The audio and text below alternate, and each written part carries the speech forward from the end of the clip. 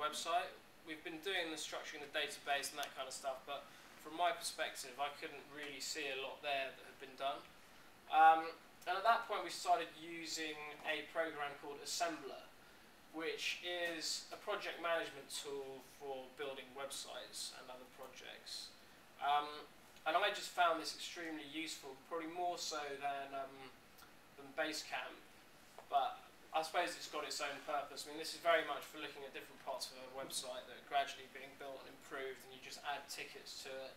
Developers get on with ticking off the tickets, and then people test them.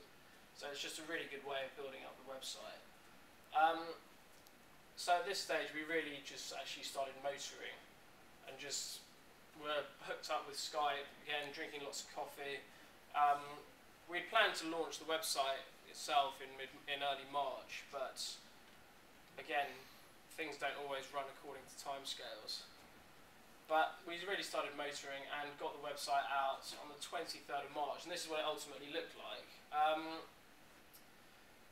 which Anna had a lot to do with. Basically just trying to make it as simple as possible so that people can understand what the actual concept is as soon as they hit the website.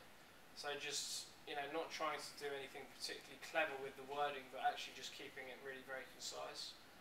And going back to some of the strap lines that we'd come up with that we never thought would be used, you know, some of them came back and were used here, so it was all just a useful process of building up the campaign. By this stage, our Facebook groups and Twitter groups were quite strong, so when we launched, we could just push it out very quickly to all of these different groups.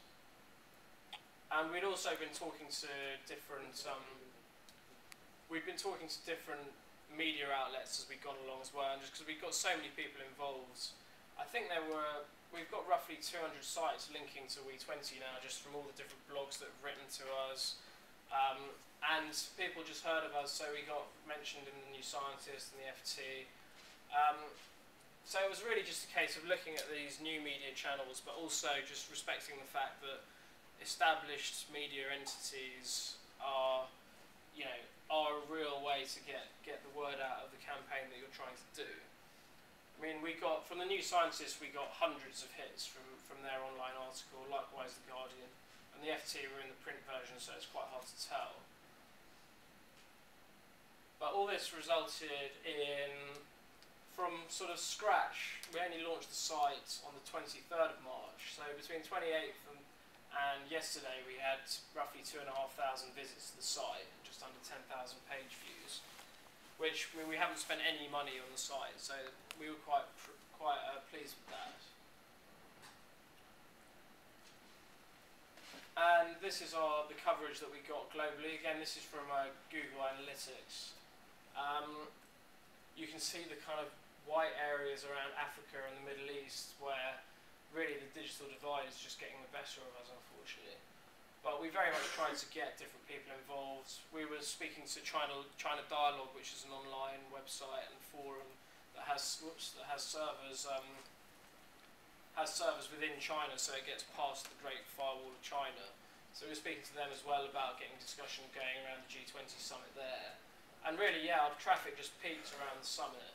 So it was great to have this hook of the G20 summit to get people interested. But we very much wanted to make it a long-term thing as well. So the way that we set it up is just using different tools so that really the website will be useful long-term. So geospatial tools, you can map where your own G20 meetings are happening, so that as we develop, we can actually start building a big map, a bigger picture of where everyone's ideas are coming from.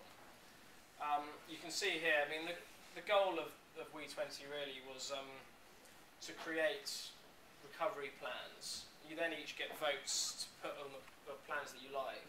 So you can see here some of the different plans that have been put forward. There are about 30 or 40, I think, at the moment. And there have been 20 or 30 individual we20 events happening over the last week or so. And again, just looking at, going back to the beginning when I was talking about how we were structuring the database, that then gets reflected in the actual website itself. So in terms of when you put your plan onto the site, you have to choose the scale of the plan. So is it going to be attacking a local issue or a global issue? What's the time scale as well? So you might be looking at a short-term issue or a long-term issue. Also, who's the plan for, which you can't quite see underneath there, but essentially looking at whether it would be implemented by government or business or charity or the community. So really just trying to make this information as useful as we could, but working within really limited resources. I mean, we haven't had a budget, so just using what we had available at the time, but setting it up in such a way that it would become ultimately more useful. And we hope to carry on, well, we will carry on working with we20, but we hope to do things with other organisations as well, whereby you can really start using this information, this data in a useful way and actually exchanging it between platforms. So whether that's part of a kind of semantic type internet, I don't know, but we can work towards it. So Phil, I don't know if you've got any other things to